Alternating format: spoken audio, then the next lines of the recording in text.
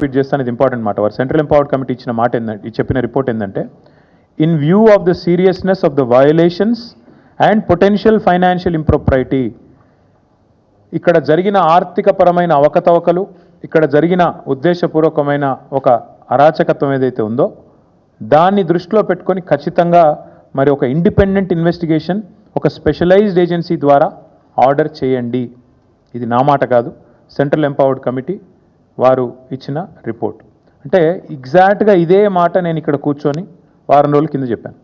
ఈ 10,000 కోట్ల కుంభకోణాన్ని బయటికి రావాలి అంటే, ఈ రాష్ట్ర ప్రభుత్వం చేసిన తప్పు బయటికి రావాలి అంటే RBI, serious fraud investigation office SFIO, CVC, CBI జోక్యం చేసుకోవాలి అని చెప్పి నేను ఇప్పటికే కోరినాను. వాళ్ళ మా వాదనను సమర్థిస్తూ, మా వాదన కరెక్టే అని చెప్తూ ధృవీకరిస్తూ మరి ఇవాళ సెంట్రల్ ఎంపవర్డ్ కమిటీ ఇచ్చిన రిపోర్ట్ కూడా సుప్రీంకోర్టు చేతిలో ఉంది. కేంద్ర ప్రభుత్వం కూడా ఇప్పటికే పరిగణలోకి తీసుకుంటుందని మేము అనుకుంటా ఉన్నాం.